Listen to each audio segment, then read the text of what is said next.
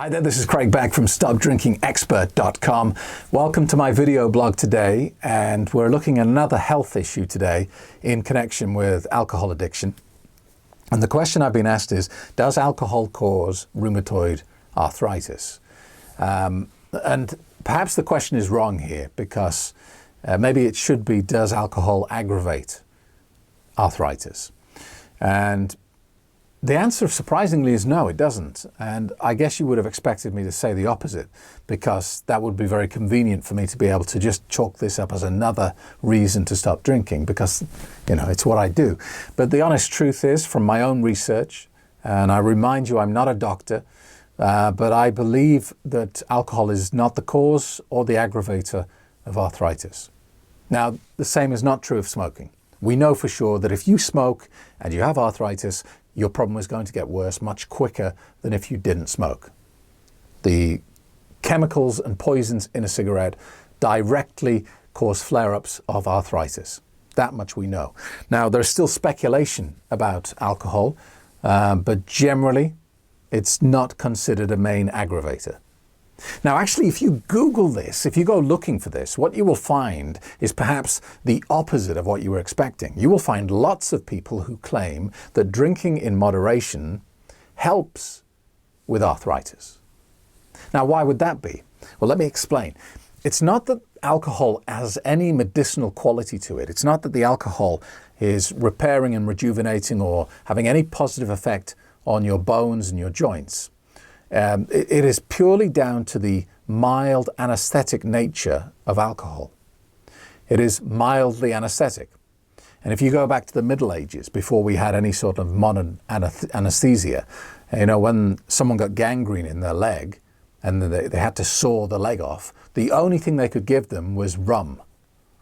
And I mean, they knew back then it was a mild anesthetic, but trust me, when you're having your leg sawed off, you want something a bit more than a mild anesthetic. So they used to give you some rum, hold you down and saw your leg off. And over 50% of people just died from the shock instantly.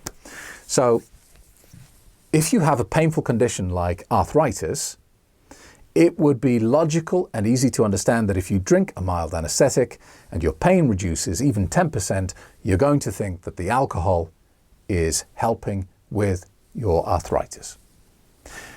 But no, we know that using alcohol as a medicine is always a bad idea.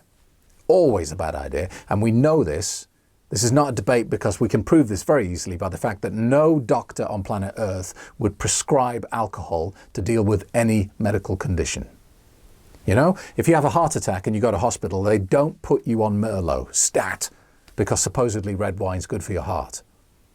If you go to hospital with any sort of pain, they don't prescribe you alcohol as a part of your pain management. Why?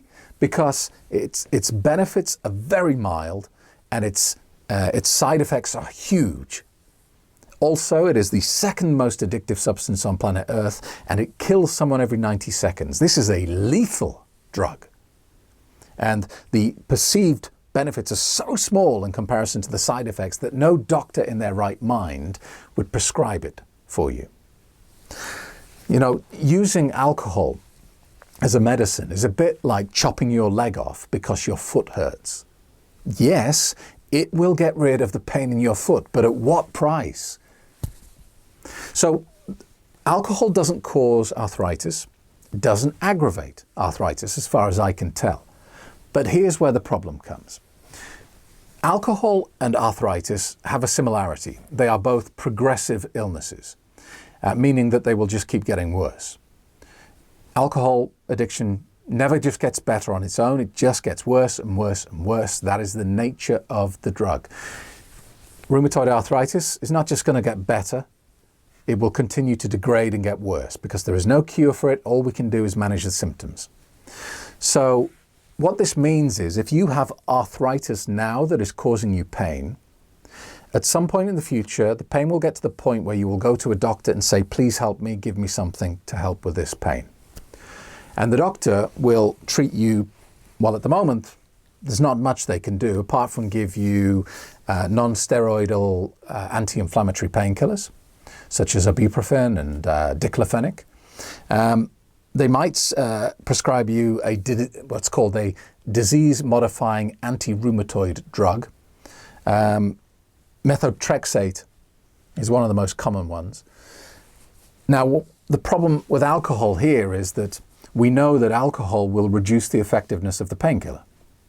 So if you are getting any sort of painkilling quality from the alcohol, and you've got to the point where you now need anti-inflammatory painkillers as well, the alcohol actually negates the effect of the painkillers that you've been prescribed. So because you're now addicted to alcohol, because you continue to drink believing it wasn't causing you any problems with your arthritis, now the drugs that they've given you to take away the pain don't work. So you're in much more pain than you need to be, all because of alcohol. The same drug that you were taking to take away the pain. Now, that's kind of a mild problem. Okay, you've got a lot more pain than you need to have, but it's not going to kill you. The second problem, when we get onto these disease-modifying anti-rheumatoid drugs, is that they are processed in the same way that alcohol is in the liver. Now, all medications are toxic to a certain extent.